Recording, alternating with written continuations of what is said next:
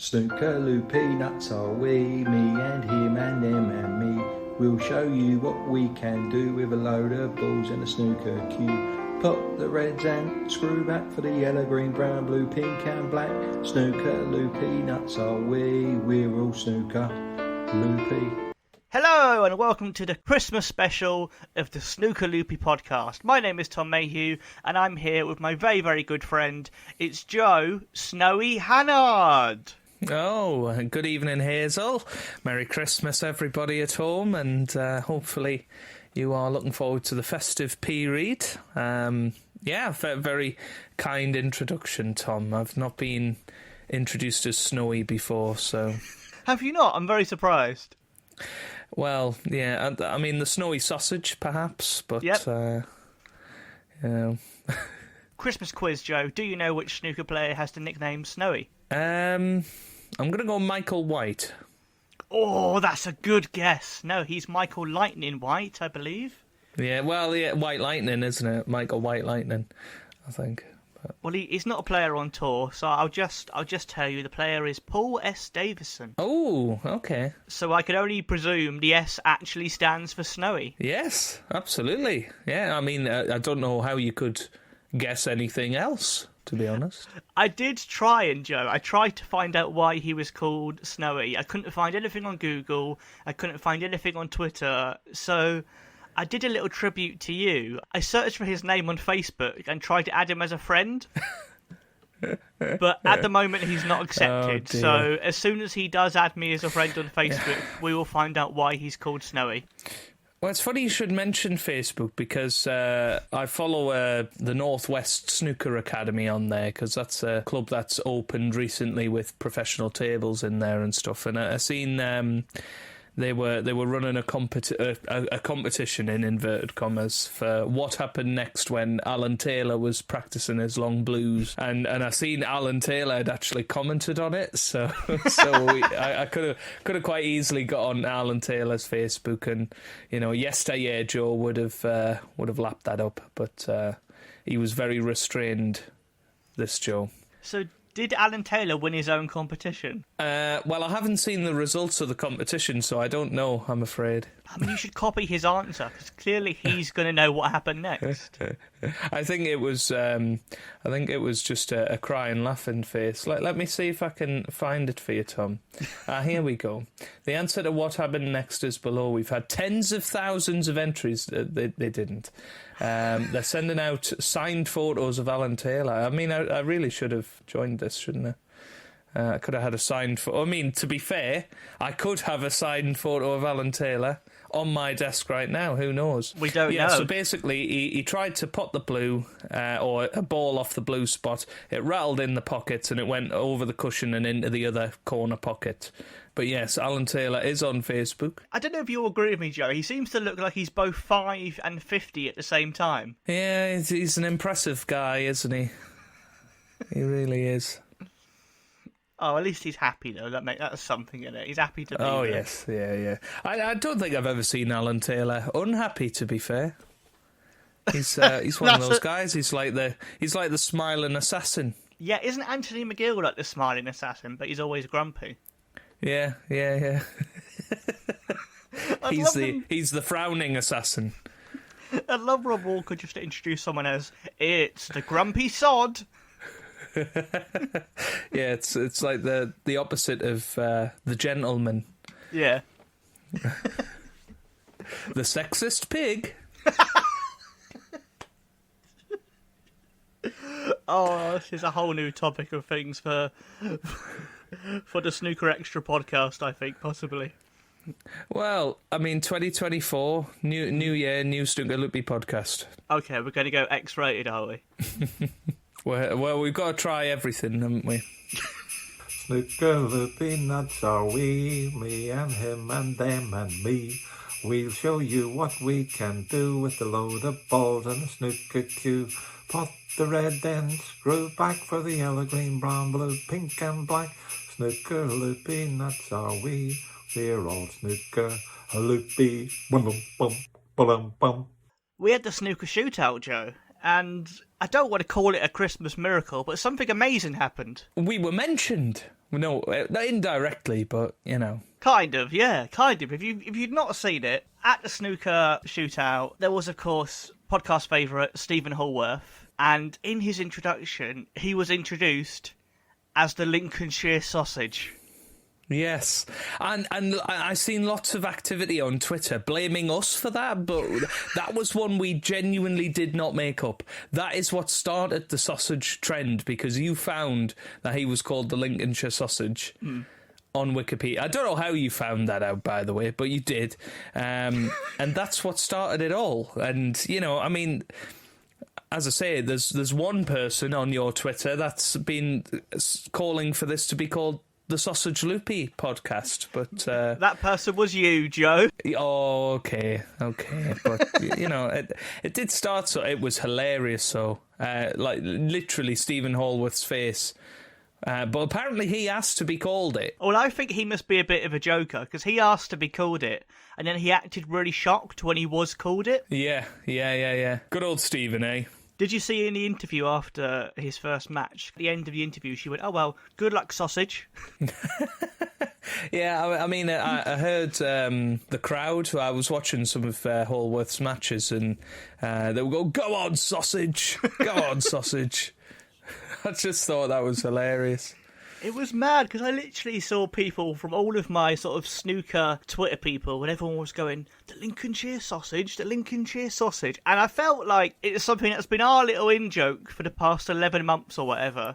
Well, it shows how few of them watch the Snooker Loopy podcast. They would have been well in on the joke if they'd watched it 6 months ago. I did though. I had at least 5 people get in touch, go, have you seen this? What have you done?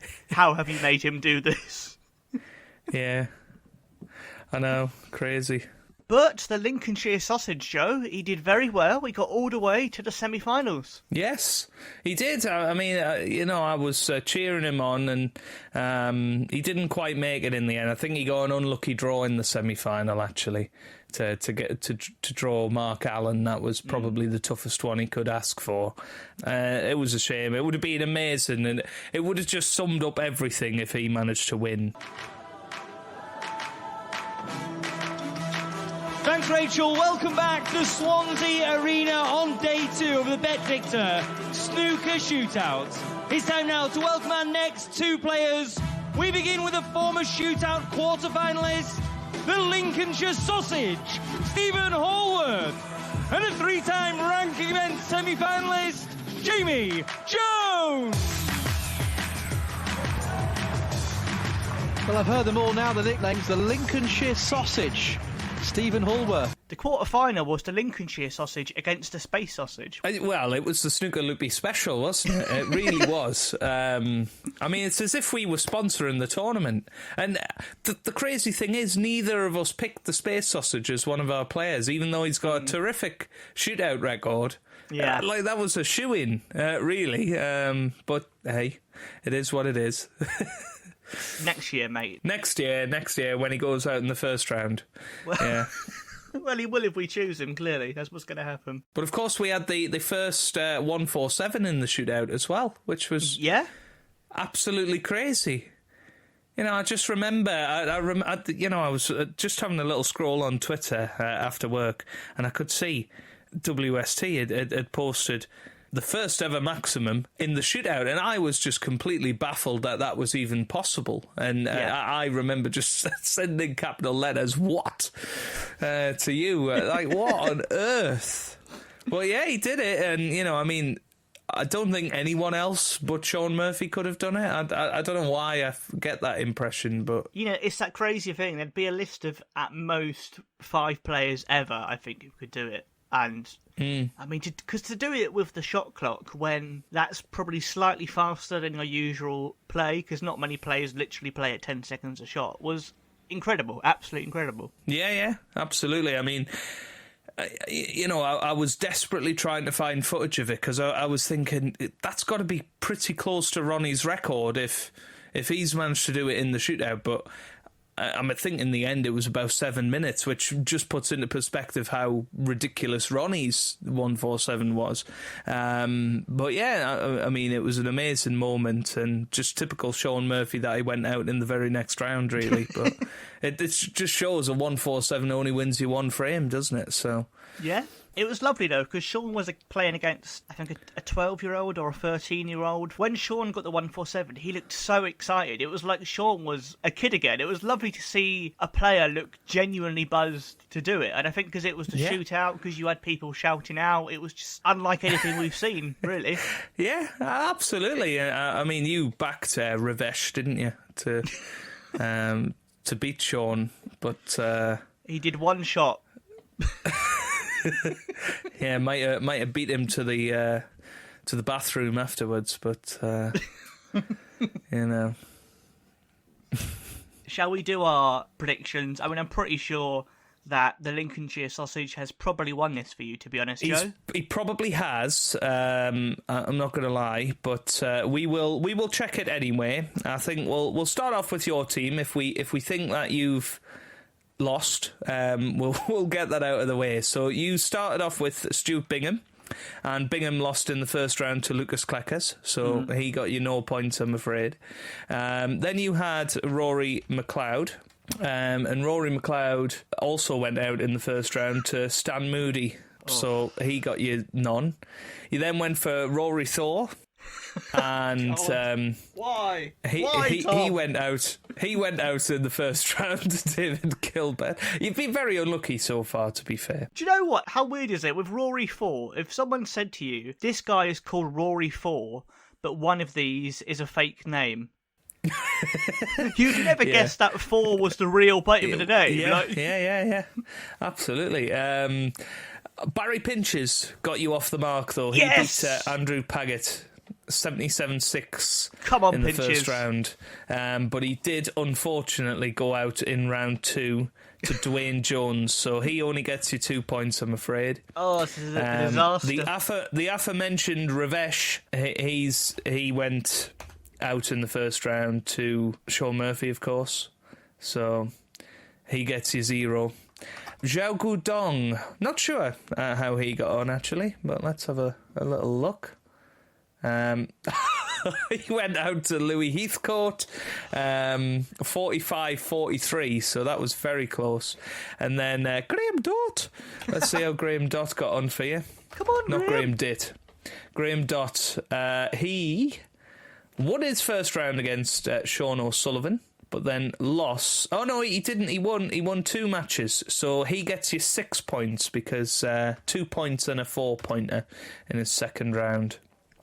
So, and then we've got El Sayed, who was the American guy, and he lost to Nopon Siangam 47-50.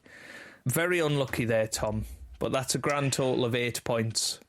Yeah. Very unlucky. But I think you maybe went for one too many joke players. But Zhao Gudong was one of the ones I was like, he's got a good record, and then he just, Yeah. Ugh. So 8 points for Tom. Let us know in the comments if you think Tom's going to win. Let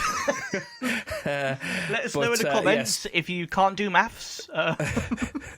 Well, so I had David Lilly. He was my team captain, and he beat Rhian Evans in the first round and then went on to beat Jack Borick in the second round before going out to Kyron Wilson. So that's 6 points for David Lilly. We'll come back to Stephen Hallworth because I feel like he might take a little bit of working out. David Grace, he went out in the first round, so 0 points there. Come on, the comeback Sean is on. Murphy.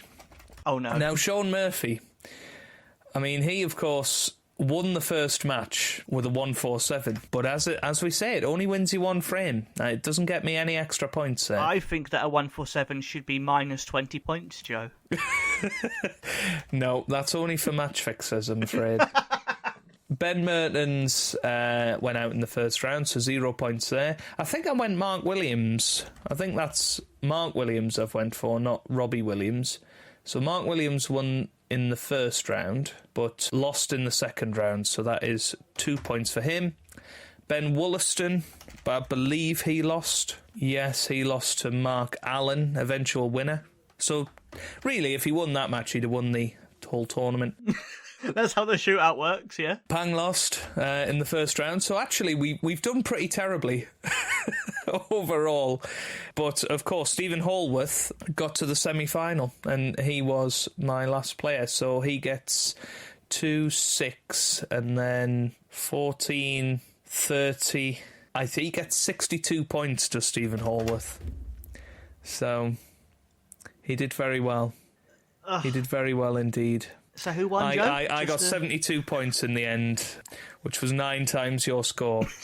Congratulations, Joe. You are the king of the shootout predictions for this year. Well, yes. I think I won it last year as well because of Julian Leclerc. So I seem to predict somebody who's going to get to the semi-final.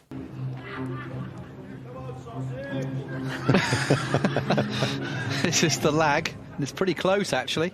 Yeah, nickname like Sausage. It'd be hard to live that down, to be fair. Yep. Go again. Could not be separated. A re-rack lag. You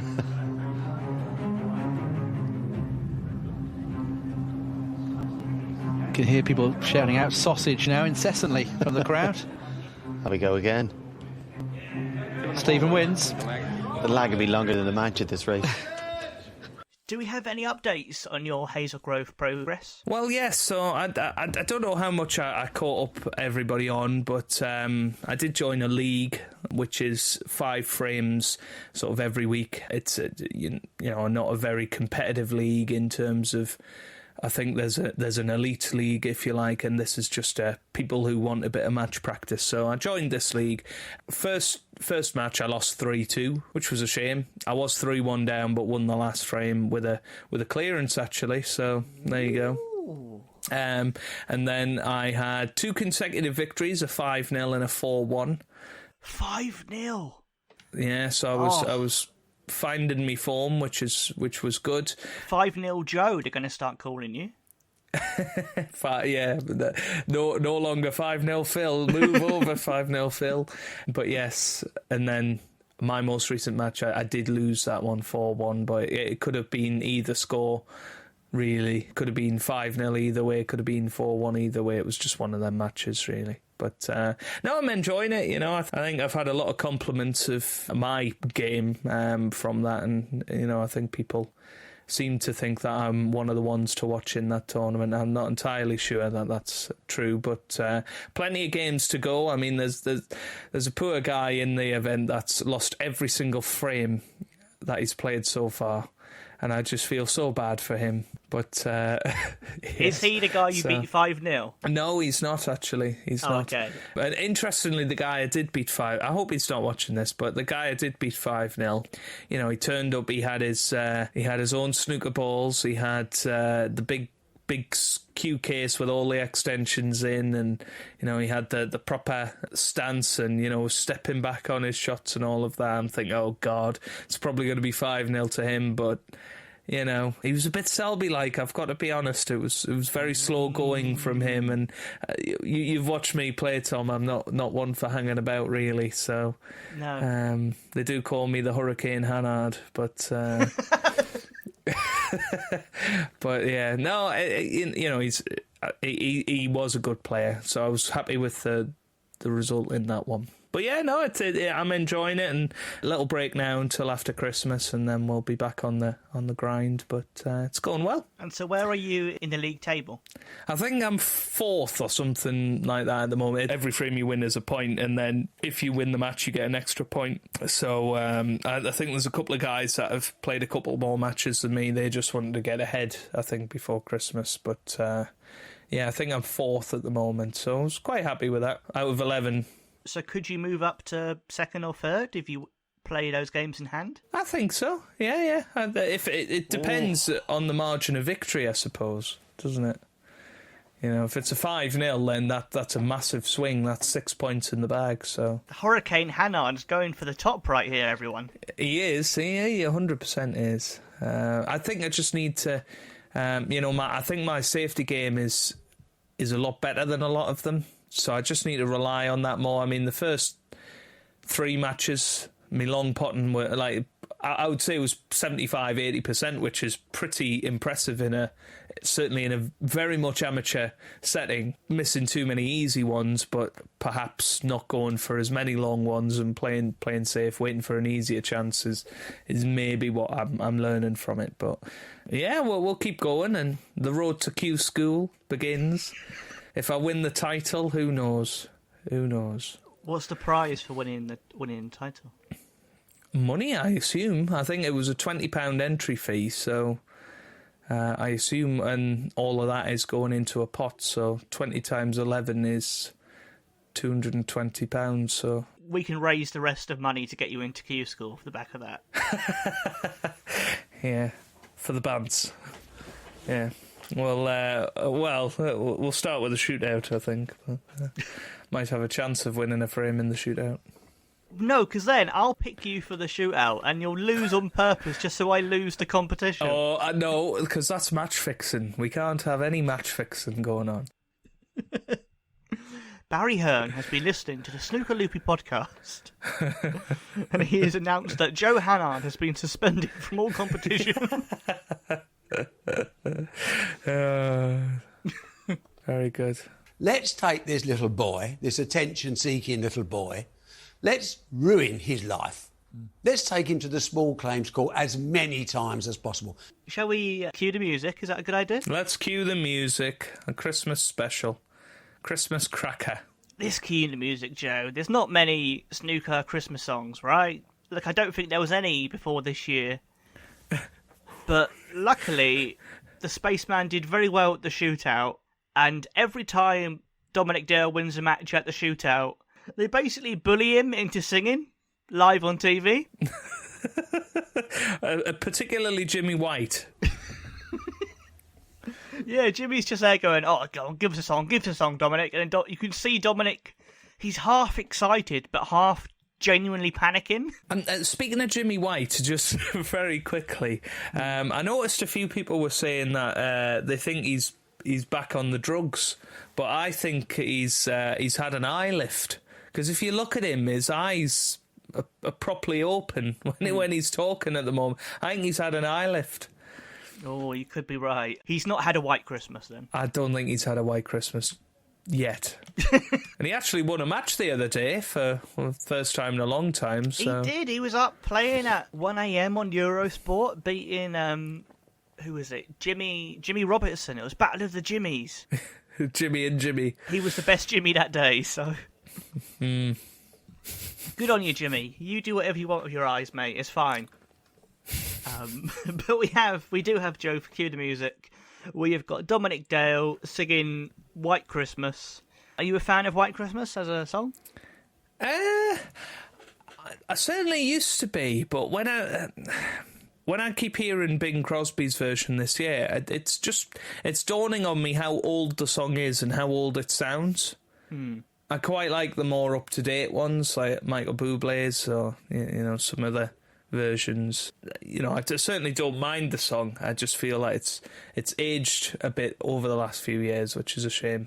Yourself? Don't mind it. Just as you said Bing Crosby there, because we're recording the podcast, it just made me go, oh, we should get Bingham Crosby to do it.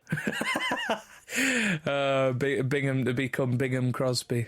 Stars in their eyes on the Snooker Loopy Podcast. Tonight, Joe and Tom, I'm going to be... Bingham Crosby. I love it. I did, because I was looking for Christmas stuff for the podcast, Joe, and I couldn't find too much. I couldn't find many pictures of players dressed up or anything like that.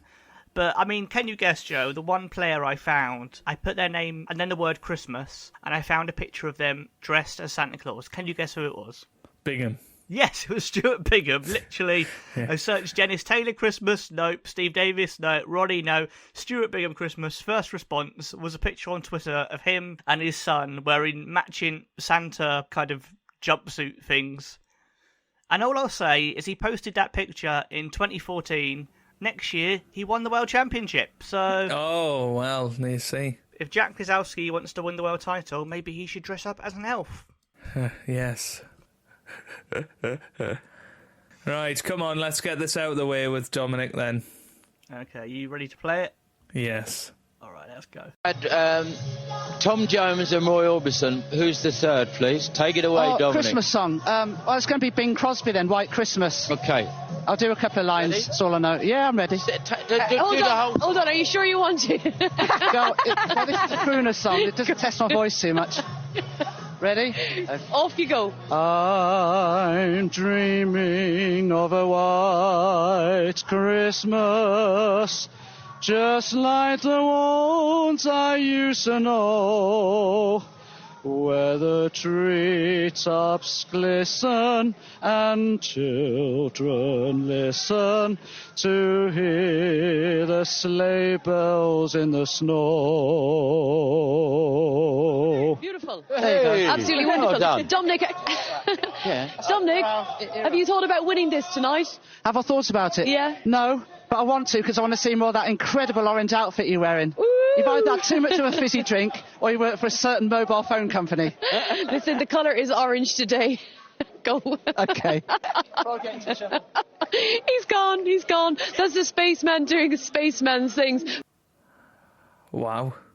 Well, I wasn't expecting the flirting at the end there, Tom. No, neither was I. Him going, well, I want to see more of that lovely orange outfit you've got on there.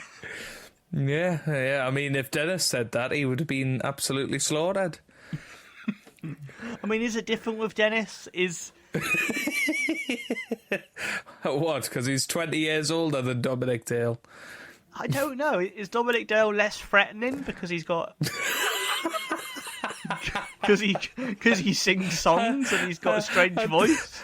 I don't think anybody has ever thought of Dennis Taylor as threatening before, but there you go. But it depends on whether Dennis has got the dreaded double kiss coming for you, Joe. Oh dear, the DDK. I always forget how awkward it is when he's just singing there and the crowd can't hear it. It's literally it's just for the presenters and the people at home. Yeah, of all three of us that were watching it. Yeah. And he sort of stares into the camera as if he's trying to make eye contact with Simon Cowell, going like, "Go on, mate, come on." I mean, how has Dominic Dale not released a single? You know. How, you know, when Joe Johnson has released a single, and by the way, Tom sent me a message midweek. I presume he was listening to Smooth Radio or something similar, and Everlasting Love came on, and he genuinely thought it was the shoe. I did. That's how good it was. And Joe listened to it and said he preferred Joe Johnson's version. So, Everlasting Love. Hey! Oh, I want that version as well. I want the Joe Hannard version. Well, I to be honest, I think you know, if we keep getting attention like we have been with the sausages, I think next Christmas we should try and get Joe Johnson involved in a version with us singing Everlasting Love. And try and get that to Christmas number one. I know that you're experienced in trying to help people get to Christmas number one, Tom. Yes, absolutely. And I think what the charts are missing is Joe Johnson almost 40 years after his greatest moment. Well, Last Christmas just became number one for the first time for 39 years, you know? So, yeah. Hey, you know, Last Christmas is an older song than Everlasting Love, I think. So, or Joe Johnson's version, so... I mean, that's an odd thought, but it probably is. I mean, they both must be 80s. It is. Well, it was 1986, wasn't it? So I think Last Christmas is 1984. So why isn't Joe Johnson's song in all these playlists? I want that to be number one. It's not even on Spotify, and that's the disgrace of it, Tom. It's not. And I did tweet him going, can you re-release this, please? And I don't think he's on Twitter or he's not read it or something. We need to... Well, I think maybe we need to email Dave Hendon. He's quite active on Twitter, and he works with Joe Johnson. I think that's perfect. Maybe that'll be our next year goal. We'll try and sneak into the snooker world by contacting journalists like Dave Hendon and... Yeah, but then if he listens to this podcast, then we're screwed because we've insulted him so many times. Have we insulted Dave Hendon? Well, we've insulted the Eurosport coverage. To be fair, though, we've been very complimentary of the ITV coverage, so our criticism of Eurosport isn't indicative of our opinions on Dave Hendon. No. I think Dave Hendon did a great job on the Snooker 19 commentary. But I'm not sure your comments, Tom, will provide much solace. I've heard that word maybe 3 times in my life, and it was always linked to the James Bond film. And then playing that video game, I've heard it about 8,000 times. Yes. I mean, that says more about how much Snooker 19 you've played than anything else, but, you know. Not an easy one, but a half chance. No, not quite. Pretty close, though, but that won't provide any solace. You know what, Tom? This all came from our Cue the Music, which we still haven't really talked about. No, let's go. Let's roll back to that. Dominic Dale, White Christmas. Is it as good as Bing Crosby? You know what? I think I love Dom, but it wasn't his best performance, in my opinion. Oh. Well, there goes us ever getting him on the podcast. God. I was really looking forward to it, Tom. I thought it was going to be great, but it's not even half of what Everlasting Love is. I never thought I'd say this on the podcast. Has Joe Johnson set the bar too high? I think he might have, you know. Because genuinely, if that was on Spotify, I would listen to it. It would go into my playlist, that song. Genuinely would. Genuinely. No, we can't talk more about Joe Johnson. That was last episode. We can't. Now every episode's us going to be us going, oh yeah, it's not Joe Johnson now, is it? You know, so. I mean, obviously you read the comments all the time of has anybody commented on the Joe Johnson song? I'll go check. Everlasting love. I'm surprised he didn't do a proper music video for it. You'd think he would. Like him potting balls while singing it or something.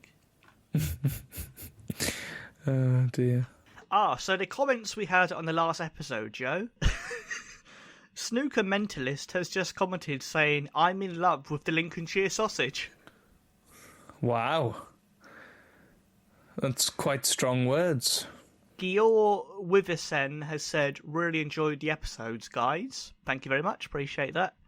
And then Alok says, perhaps you should do a poll to settle the debate. Joe Johnson's Everlasting Love or The Space Sausage Strikes Again. Well, I think this episode is The Space Sausage Striking Again, isn't it? It's like we're making our own saga. Why have we put Dominic Dale into Star Wars? What's going on? Well, he is a spaceman, so, you know, it makes sense. He should do a cover of Chris de Burgh's A Spaceman Came Travelling. Oh, dear. But, yeah, I mean, getting back to the song. Which one? Everlasting Love? Oh, it's a banger, isn't it? Everlasting Love.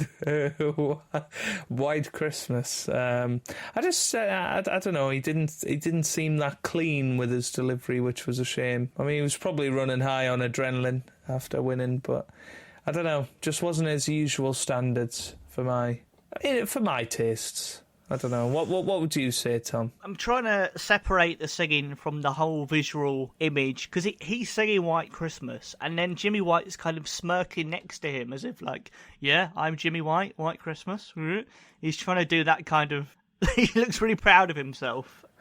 But, I mean, it was decent. I kind of feel for him in that he just finished a match and they basically bully him and go, right, you've got 20 seconds, sing a song, Dominic.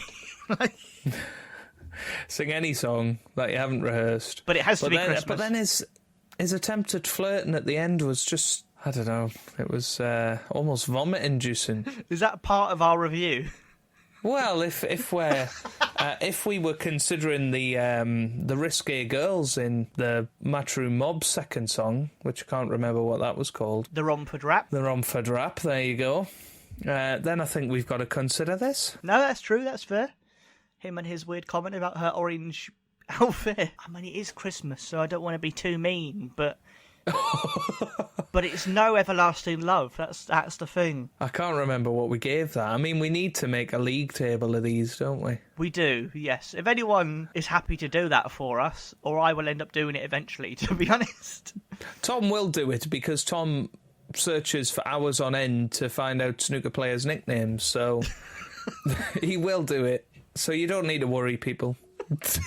No, but if you want to help me and save me some time, so it's not my parents going, come on, Tom, come down for Christmas, and me going, no, I've got to find out what score we gave Joe Johnson singing Everlasting Love.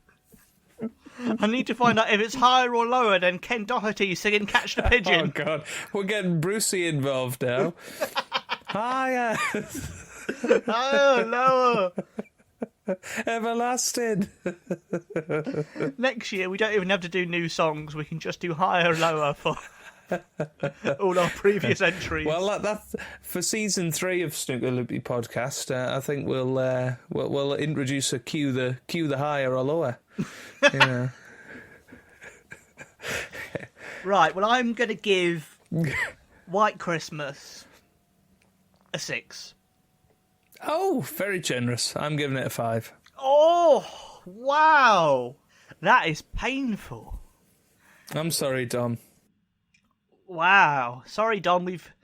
Joe's really just ruined your Christmas there, but, you know, I hope you can still find some joy. He's no longer dreaming of a white Christmas. He's dreaming of a shite Christmas now. He's going to have a blue Christmas. Blue. Blue, yellow. Oh, no. I've been cut Beautiful, off. absolutely beautiful. Dominic Dale, he's through. We'll see the spaceman later this evening, and of course. Speaking of me searching for lots of snooker things on the internet, Joe, I was recently trying to find other sort of Christmassy snooker stuff online on YouTube. Right. Because there isn't much of it, but what I did find, there was a few clips from about 2013, and it's snooker players basically going, oh, you know, I hope you have a nice Christmas. Oh, go to the World Snooker website, and that's it. They're like 20 seconds long. So there's a video called, like, Have an Ali Carter Christmas. There's a video that just says, like, Merry Christmas from Marco Fu. I mean, this is a Christmas card collection, isn't it? And there's one. It's literally only like 10. I think it's about 15 seconds long. It's just Dennis Taylor going, "Oh, this is to all the World Snooker fans. I hope you have a lovely Christmas and a happy New Year." And someone in the comments just commented saying, "Shut up, old man." I mean, he wasn't even that old then.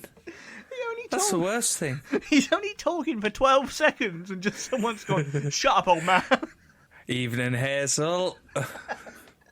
They've clearly heard that too much over the years. But it's worth looking them up. I also found a little joke advert for Mark Selby's Christmas album, which I'll put at the end of the podcast, as a little Christmas treat for the listeners. Yes, who listen all the way through. Yes, you have to get all the way to the end or you won't hear your treat. You won't get your presents. It's what you've always wanted. It's Rob Walker doing some comedy. And just look at those shoes. But we have, Joe, as Christmas treats for each other, for this episode's Cue the Laughter, we've each got each other 2 Christmas presents for under £10. You said last episode you were thinking of getting me something for £80. Was it off eBay? No. Okay. It wasn't. It was from where'sthecueballgoing.com. Ah, the brand new website where you can get all John Virgo merchandise. Where'sthecueballgoing.com. Correct. And if they want to come, we've done a free advert for you, John Virgo, so if you want to come on the podcast and chat about it, feel free. I mean, you know, literally there were mugs on there for £28 or something with just "Where's the cue ball" going on it. God. So But I think that's why he's took his memo page down, because you can now get memos from where'sthecueballgoing.com. And there was a thing on there that says you can unwrap John Virgo for Christmas. Well, yes, I know. And perhaps one of these packages has an unwrapped John Virgo in it. Who knows? Can you hear the John Virgo on the parcel, listeners? Where am I going? In the post. Ooh, hang on, I think I've lost my pen. What order should we do it in, Joe? Do you want to do one first and I do one? Go on, which one should I open first? The brown envelope or the white envelope? I think the brown envelope. The brown envelope. Right. So it is addressed to Joe the Stockport Sausage Hannard, to which I'm sure the postman thought, what on earth is this? But it's not the first time that he's delivered something to me with the word sausage on it, so... What a sentence to say out loud. Yeah. And you'll be happy to know that the first time that happened, it was also Tom sending me something, so... You know. If other people want Joe's address and just want to send him sausage stuff... Right, here we go then. It says, please do not bend. Yeah, please don't bend, Joe. So... Just as a general rule for life, please don't bend.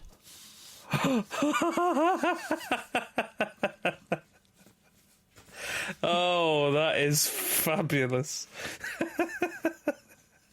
Oh dear. At first I thought it was Dominic Dale singing. It looks a bit but like I actually think it's meant to be Rob Walker. It is Rob Walker, yeah. What gave it away was the tie and the little card. But I did think it was Dominic Dale singing. And then I'm assuming this is the Liang Wenbo / Sean Murphy love child. Yep. Yeah. Oh, that's brilliant. That's brilliant. Basically, earlier in the year, I got that seller on eBay who we've talked about in an earlier podcast. I asked him if he could draw Rob Walker, and then he drew it, and he was selling it. He said, "Oh, I'll put it on eBay," and it was only about £2 or something. And I was like, "You've done that just for us, so I don't want to buy just one off you." And I was like, well, I could get Joe Dennis, but then I was like, yeah, but who else is going to buy Liang Wenbo? Like, no one else is ever going to buy that. Yes. So well, now I'm the proud owner of the only piece of Liang Wenbo merchandise. So, thank you, Tom. Thank you, Santa. There we go, and you've got Rob Walker as well. So, and yes. Which one shall I open first? I was saying this to Tom before that I sent these straight to Tom, so I've not even seen them, so I have no idea which one's which. Therefore, let's go. Why don't you go brown as well? We'll go for 2 4-pointers in a row. Oh, very clever. We'll end off with the white and the black. Oh, a black ball finish. A black ball finish. And this is addressed to Snooker Loopy Podcast, which it did mean, Joe, there was one day where I got it delivered to my parents' house, and I was upstairs, and I heard the postman just knock on the door. I heard my dad open the door, and then the postman went, "Snooker Loopy?" And my dad went, "What?" And the postman went, "Snooker Loopy? Are you Snooker Loopy?" And Dad went, "Oh yeah, that's a podcast he does." And the postman just went, "Snooker Loopy," and just walked off. There you go. I mean, if the postman is listening, thank you very much for delivering that. We were a bit worried at one stage that these were going to get lost in the post, so... We were, but... I think next year we're going to have to buy them in September or something to make sure they get there in time. No! No!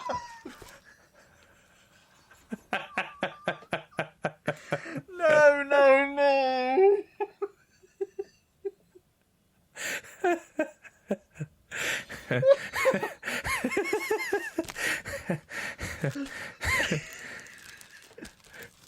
Joe has got me the Matchroom Mob pillowcase with Steve Davis's signed balls on it. And Neil Folds. Oh, I can't forget them, Joe. I've got the whole set going on here. This is... Neil Foles balls, Tony Mayo, he's the brown ball apparently. Terry Griffiths is blue. Do you reckon they had arguments over who would be what colour? Well, I was just thinking, do you think they're the same colours as they were in the Romford Rap? Oh, maybe, but then, I mean, they might be. That could be a thing. We'll have to look it up. But thank you, mate. That's absolutely brilliant. Yeah, I mean, I couldn't find the bed set, but weirdly somebody was selling a pillowcase, so... That is weird. Who would sell just a pillowcase on its own? But they said it was unused, so I don't think there's going to be any remnants of...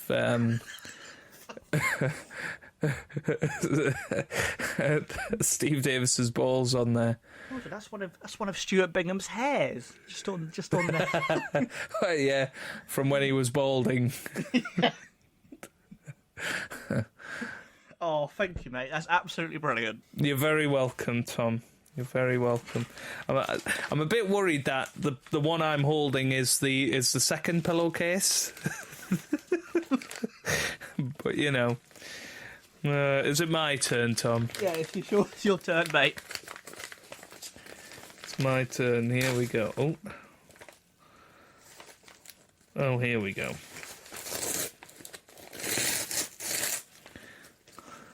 It's green. I am very concerned.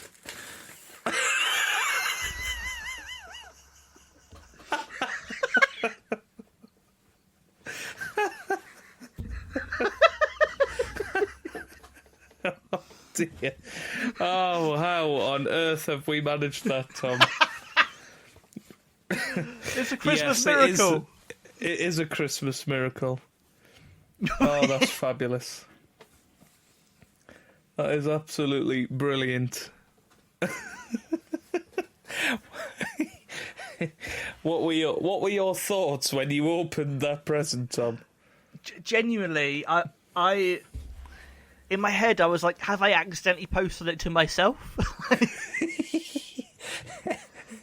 And then I went, no, I didn't do that, and I was like, oh god, me and Joe have bought the only two of these in existence, haven't we? Like, but yeah, what I want to know is were they from the same seller? Do you think? I don't know. It seems weird that mine was just a pillowcase as well. It was just a pillowcase, yeah. So somebody's out there, probably Alok actually, with a whole bed sheet. You owe me and Joe a bed sheet. Thank you, Tom. I don't know what I'll do with it. I mean, I should send it to you, and then you've got a full set. No, I'll send this to you, mate, and then you can have it. What are you going to do with it? That's what I want to know. Are you going to stick it on your wall or what? Are you going to surprise Rachel? You know what? I've done a lot of things, but I don't think I'd get away with that one.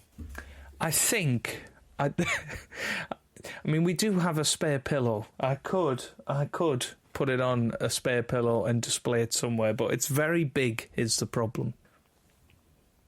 I think it could find a home underneath Stuart Bingham's balls, perhaps, somewhere. Ah, not for the first time. Yes. It is nice. So the texture of the green on it does look like a snooker table. It's quite impressive, really. It's brilliant, though. Thanks, Tom. That's an awesome bit of merch that I think only me and you now own.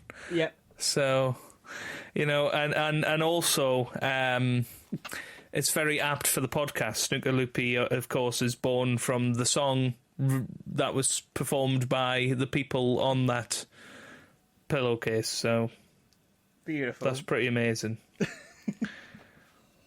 Hazel. Right, well, I've got one more present, and if this is a drawing of Rob Walker, I'll be shocked.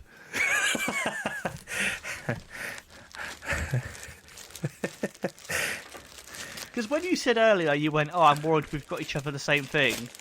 I had sort of had that thought from sort of feeling the package, but then I was like, has Joe also got me a picture of Rob Walker off the same seller, and I've just not known about it? Well, it could be a drawing of John Virgil. Oh, let's see. Okay, it's not green and fluffy, so it's not a bed cover. So that's something. I'm sorry to disappoint you, Tom. Oh, amazing! This is the official 1990 Matchroom Snooker Special, introduced by world champion Steve Davis. This is incredible. No, it's got them all on there, Joe. Thank you very much. Yeah. And generally, that's been on my eBay watch list for a while, so now I can remove it. So, well, now it's gone because I've bought it. Oh, thank you, mate. That's incredible. You're very, very welcome, Tom. I thought you might enjoy that. Oh, it's got... Oh, this is exciting. Yeah, I honestly, but does it not just say a lot about us that we got the same thing for each other? I think that's wonderful, mate. Thank you very much. And I'm glad you like it, Tom. Well, and there's bound to be stuff from this book that I can read out on the podcast in future, because there's all sorts of random stuff in here. Away from the table, Dennis seems to enjoy playing the drums. Seems to.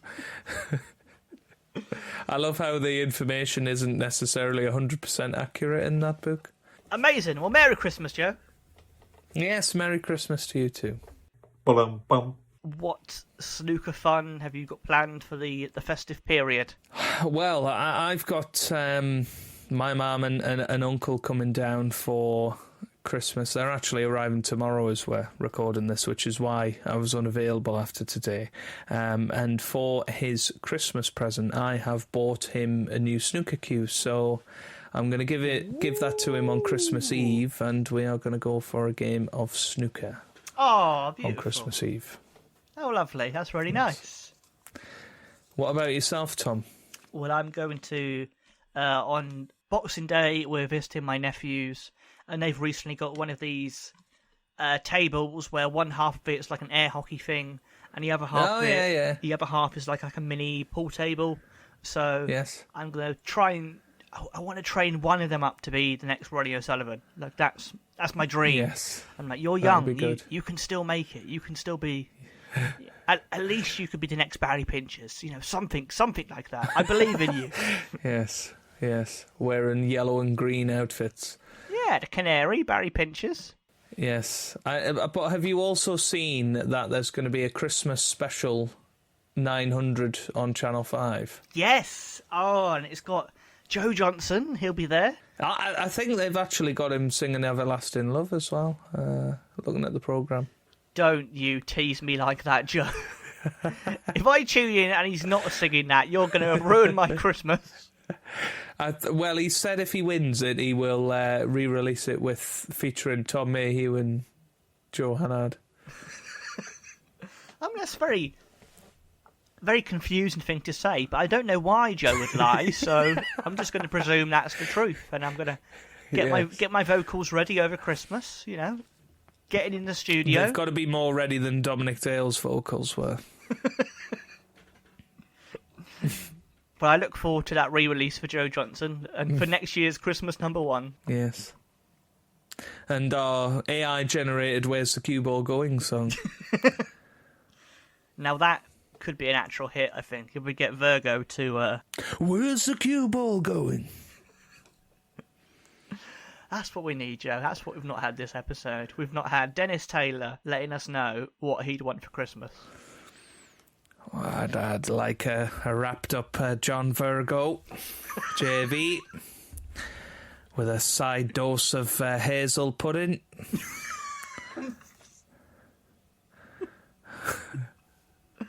And a restraining order as well.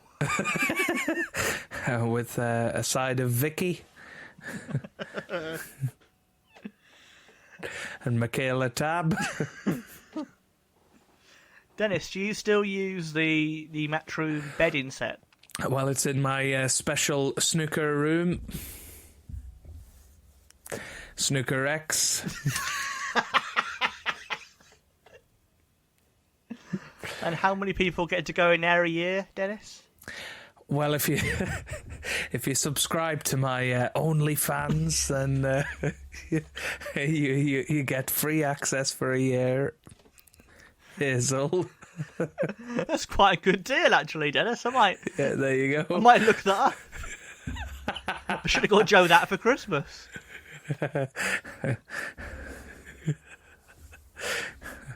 And they'll get to see all my array of trick shots. Is that what you call them? Okay, Dennis. All right, mate. Filth. Absolute disgrace. I know, Dennis, you dirty dog. I saw on Twitter the other day, he tweeted something, and he tweeted the wrong name of someone, and then he went, "Oh, sorry, Michael, I'm a silly boy." I'm a silly boy. What a lovely thing for a man of his age to say. Yeah, he's funny, isn't he? He's funny. I can't remember what that was about. I do remember seeing that, but I don't know who he called the wrong name. Oh, it was Martin O'Neill, wasn't it? He said it was Martin O'Neill that managed Northern Ireland. And it's Michael O'Neill. I mean, it could have been Martin O'Neill, to be fair. It's not... It could have been, yeah. You know. Could have been Martin O'Donnell. The Minister of Defence there. I mean, here's a fun trivia fact for you. There was a match today. It was the last match of the year, and I think it was between Andrew Paget and somebody else. And basically, one of them had played 11, lost 11 this season, and one of them had played 12 and lost 12 this season. And apparently, it was the worst match that you could ever watch. Because both of them are trying to keep their record up. That makes me really want to watch it.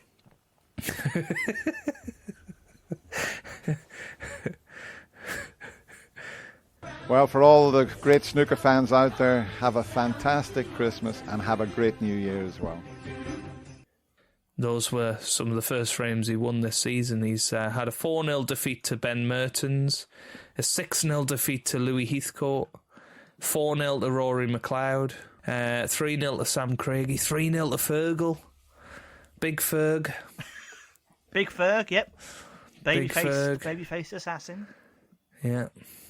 The babyface smiling grumpy assassin. The babyface sausage. Oh dear. I don't know why that one tickled me. The babyface sausage.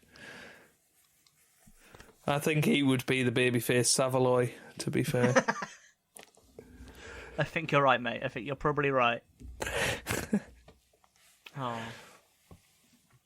Bless Fergal O'Brien, eh? What an absolute legend he is. Should we wrap it up there? Yes, let's wrap up the Christmas present there. Oh, Merry Christmas to all of our listeners. I hope you have a great one, whatever you're doing. Let us know if you get any snooker presents. Maybe someone's got you a snooker bedsheet under your tree.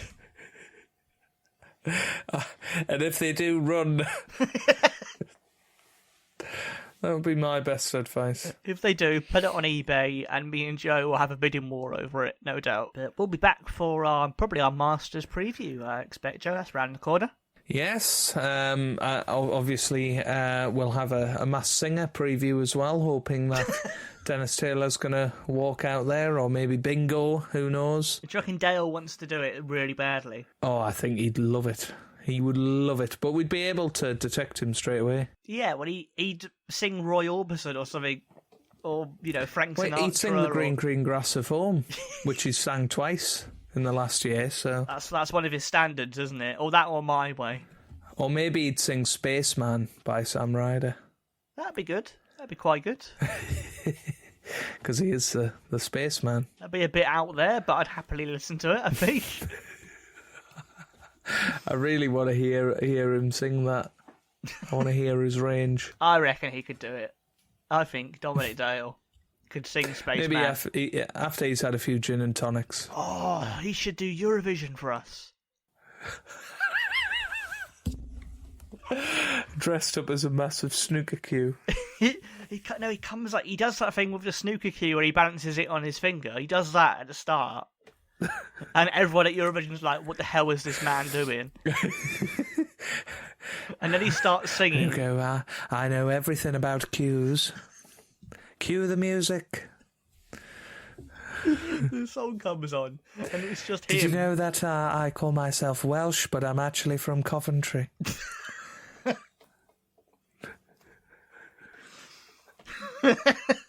And he just starts singing, staring straight down the camera, intent. He doesn't do any sort of... I'm dreaming.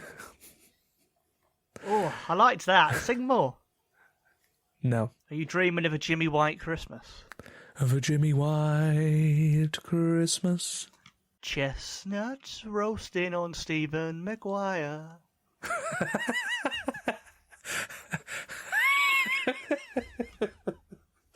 Jack Lazowski nipping at your nose. I think I've found what we're going to make next year for our Christmas number one. I'm waking in the air. You can have that line, Tom. Oh, what other ones are there? There's got to be more. Oh dear, there's got to be more. There's got to be more. Bingham baby.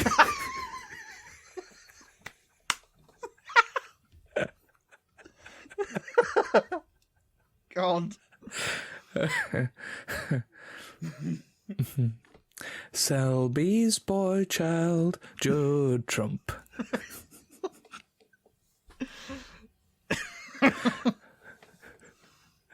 Oh, amazing. Absolutely. What's that? How's that Run Rudolph one? How's that one go? Run. What, Rudolph the Red-Nosed Reindeer? No, isn't there one that's like Run, Run, Rudolph? Is that one? It could be Run, It's Run. not one I'm familiar with. Run, Run, Rocket, because Running Light's running. Nope. You're giving away all of our secrets now, Tom. I think that should be the audience challenge this week, though. Come up with the best snooker Christmas pun. Please in do. the comments. Jingle balls. Dear. The Jingle Bell Pot. Although I think Jimmy White's probably already had that. Oh, can we put that out? Is that libelous? I don't know. It can't be. He's written about it in his book, right? Yes. I don't know what you're implying, Tom, to be fair. I was just talking about his potting ability. He's one of the great potters with the rest. Oh, Lincolnshire sausage rolls for everyone. Oh, yes, there you go. I love Lincolnshire sausage rolls. Finally, those Lad Baby songs have a purpose. Here we go. Oh, dear. There we go. Let us know if you know any more in the comments, and they'll go on our upcoming Christmas snooker album. Yes, there you go. There you go.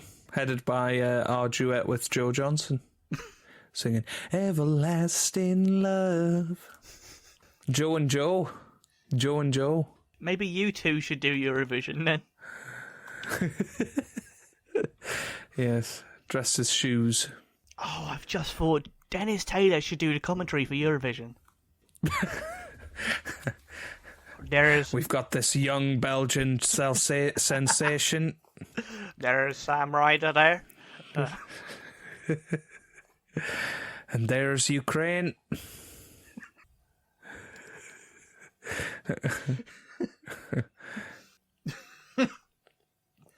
Oh, and there is Patsy Fagan.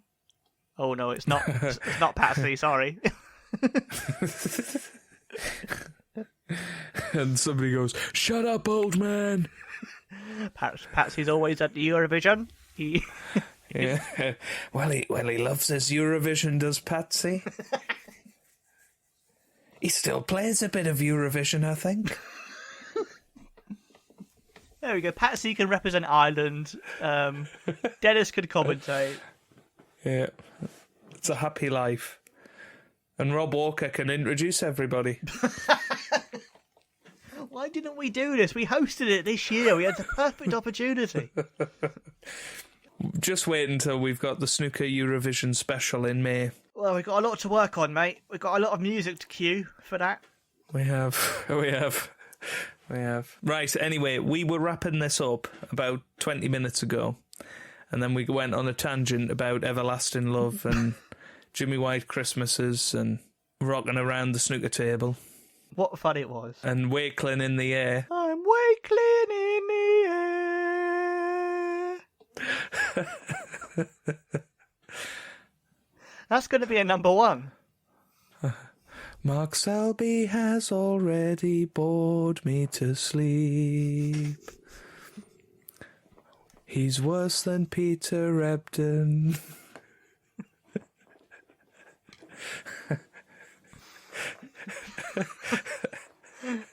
How have we turned walking in the air into some sort of diss track all of a sudden? Right, well, I prefer Donald Trump to Judd Trump. I could listen to Joe sing all day, but I don't know if the listeners can, especially well, this is how Jimmy White started his bullying of Dominic Dale.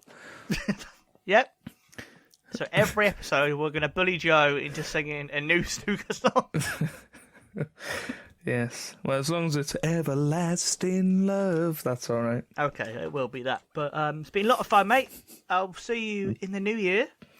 Yes. See you next year, Tom. And thank you to all of the listeners for all of your support over the last 18 months that we've been doing this. It really is something that we both enjoy doing and want to see doing well. So I mean, we'd keep doing it if nobody was listening, but it does mean a lot when we see those comments, and I know it meant a lot to both of us at the shootout when people were literally blaming us for the Lincolnshire Sausage. That shows that it's all a bit of fun, and hopefully we'll have some exciting things in the pipeline for the next few episodes as well. Have a great Christmas, whatever you do. Have a happy New Year. It's beginning to look a lot like Christmas. The Mark Selby Christmas album, the essential addition to every home this Christmas. What's the prettiest sight? Playing host to all of your favourite Jester from Leicester songs, such as Losing My Religion.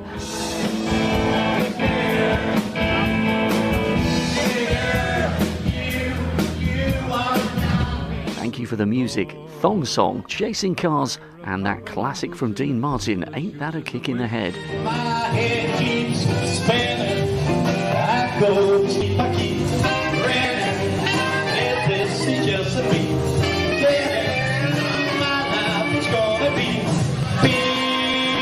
beautiful. And even a very special duet with fellow snooker crooner Dominic Dale, covering Sinatra's My Way. But more, much more than this, I did it my way. To look a lot like Christmas. So if you're looking for a present for Mum, or just a soundtrack to Christmas Day lunch, look no further. The Mark Selby Christmas album is the only choice for you. We'll light the fire, you grab the hot chocolate. If